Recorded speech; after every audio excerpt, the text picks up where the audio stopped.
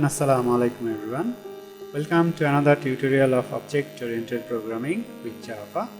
I am with you Shajadur Ahmed, and today we are going to discuss about a very important topic of Java coding, exception handling. So let us first discuss about what is exception handling. So exception handling is actually used by some keywords like try, catch and exception. So what is exception handling? Exception handling is an abnormal condition. An exception or exceptional event is a problem that arises during the execution of a program. So it is actually arises when we are actually going to execute a program. In Java, exception is an event that disrupts the normal flow of a program. It is an object which is thrown at runtime. So suppose a problem is we are trying to run a code and the code is only accept integer type data, but the user input a floating type data, but it does not use exception handling, so that what happened, the program will exit abnormally without giving certain reason. So that is actually what is required to use exception handling. If there we use exception handling, then we can actually provide a exception message like you are giving a wrong input or suppose something like that. So that is what actually exception handling is. Exception handling is a mechanism to handle runtime errors such as code not found, class not found, input output problem, SQL not found, or remote access not found. That kind of particular problem can be erased or can be solved with the exception handling. So Java exception. An exception can occur for many different reasons. Below given are some scenario where exception occurs. So exception can occur in various kind of different reasons, but some of them are mentioned here. That is, user has entered invalid data. That is what we said, that the program is ready to take integer type data, but the user input a floating type data. That is, a file that need to be opened cannot be found. A network connection that been lost in the middle of communication, or the JVM has run out of memory. So these are the kind of things that can be solved with the Java exception handling. Some of those exceptions are causes by user error, others are programmer error, and others by physical resource that have failed in some manner. Okay, so advantage of exception handling. The core advantage of exception handling is to maintain the normal flow of a application or a code. So it helps us to actually maintain the normal flow of a program. So what does it mean by normal flow? Let us see an example. So suppose in our code there are 10 statements and exception occurs in the statement number 5. So what will happen now? As a consequence of the exception occurs, the remaining statement will not execute at all. That means this code only execute 4 of the statement and then it directly exit. So it is a abnormal situation. So that's how that is why we need to use exception handling. So if we include exception handling here, rest of the statement will be executed. That is why we use exception handling is Java. So now we understand why actually we need to use exception handling. So now we need to know what are the types of exception handling. So there are mainly 2 types of exception handling, we can say. These are checked and unchecked, but the Sun Microsystem says that there are 3 types of exception handling: checked, unchecked and errored. The error is actually one kind of unchecked exception. So let us discuss about different types of exception now. First of all, checked exception. So all exception other than runtime exception are known as checked exception, as the compiler checked them during compilation. So actually all the exception that is happens in the compile time is known as checked exception. The checked exception is an exception that occurs at the time of compile time. These are also called as compile time exception, as it is checked in the compile time. So some of the compile time exception or checked exception as below: class not found exception, illegal access exception, no such field exception, and file error of file exception. So these are the compile time exceptions or unchecked checked exception. So let's move on to unchecked exception. So runtime exception are also known as unchecked exception. So runtime exception is actually called as unchecked exception, as the compiler does not check whether the program has handled them or not. These exceptions need to be included in any method's throw list because compiler does not check to see if the method handled or throw the exception. So this kind of exception can be handled or should be handled through some throws method or through some exception rules. These are some some runtime exception example like arithmetic exception, array index out of bound exception, null point exception, negative array size exception. So most of the time we will face an exception like unchecked exception, and that's why we need to know how to handle unchecked exception.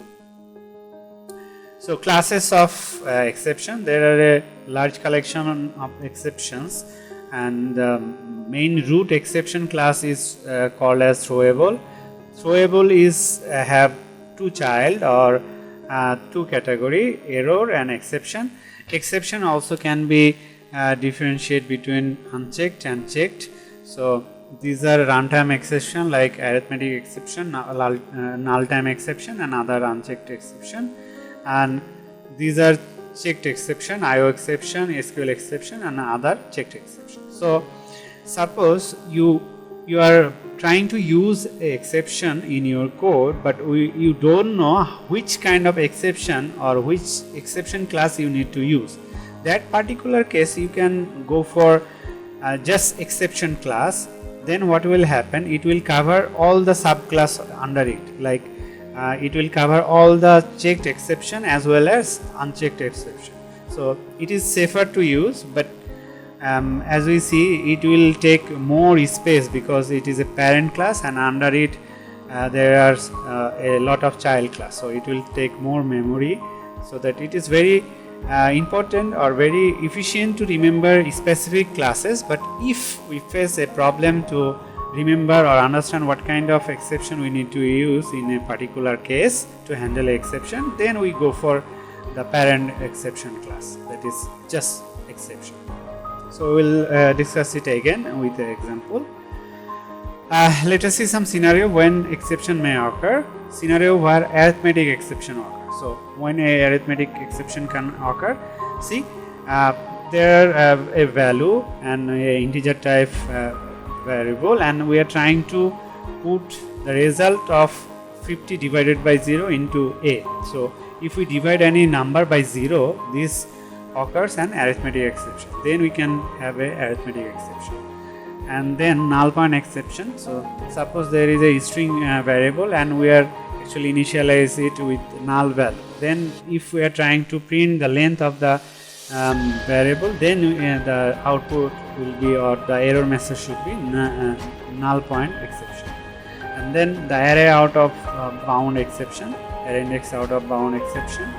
It occurs when you declare the array and declare the size of the array as 5, and then you are actually trying to access the index as 10.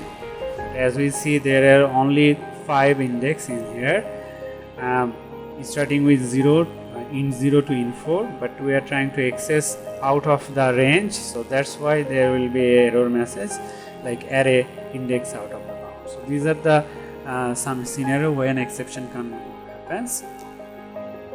So now let us see an coding example of array index out of bound. So suppose you have declared an array and also initialize that with 4 values. So that means there are array index up to 3, array index 0, 1, 2 and 3. But when you are going to give an output, you are trying to access array index 5, which is actually not exist here. So that's why then if you compile the and execute the above program, you will get an exception shows as below: exception in thread main java long array index out of bound exception in line number 5. So sometimes we complain that we does not understand what is the error message is, but now if we use exception handling, then we'll able to understand that what kind of array or what kind of problem actually we are facing. Java exception handling keywords. So there are 5 keywords to handle exception, starting with try, catch, finally, throw, and throws. So use of try catch, the syntax of use catch, try catch in Java. First of all try, and then the statement that can be give an error message. We put those statement inside the try, like statement that may cause an exception, and then if there is an exception, we will try to catch that exception by mentioning the type and creating an object. So the syntax is, first of all we have to say what should be the type of the exception, and then we'll need to create an object of the exception. So as we seen here that there are different kind of exceptions. Suppose if we are supposed to having a arithmetic exception, then in that particular case we will say arithmetic exception, and then we'll create an object. It can be anything that you want, but it is better to have a single character object. But as we said that if we don't remember or don't understand what kind of exception we are going to get, then we just go for the parent exception class, which is just exception. So and then we will give an error message code. So what will be the error message? So let us see now an examples. Problem without exception handling. So what should be the problem, or what will be the problem without using exception handling? Let's try to understand the problem if we don't use try catch block. So there is a code, and we are again trying to divide a value by 0. So definitely there will be an error, but we are not actually using any exception or handling exception. So what will happen? There is another statement after this statement, but this statement or the following statement after this error will be not executed at all.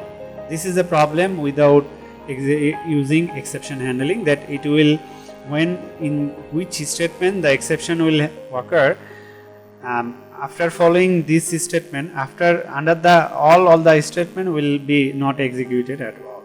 So we can actually solve this problem with exception handling. Let's see the solution by using exception handling. Let's see the solution of above program by using try catch block, the previous program. So similar kind of program, but in which place the exception can be occurred, we actually put them inside the try block, and then we said what kind of arithmetic what kind of exception it can be. So it will be arithmetic exception. Then we create an object. So this one is E is our object, and after that in catch block we are actually just giving the output of E object. E object is arithmetic exception, and then there is another statement after the catch block, which is rest of the code. But now as we have used the try catch block, that means we have handled the error pretty well.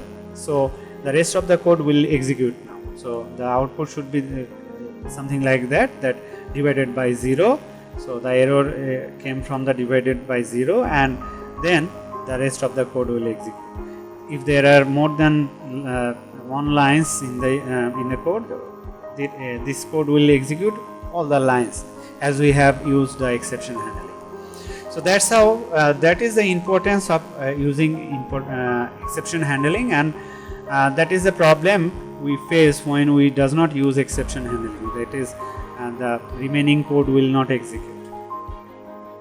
So this is the end of first part, as it is becoming very bigger. So we'll discuss the further part of exception handling in our second part. So till then, everyone, stay safe, stay home. Allah Hafiz. Assalamu alaikum.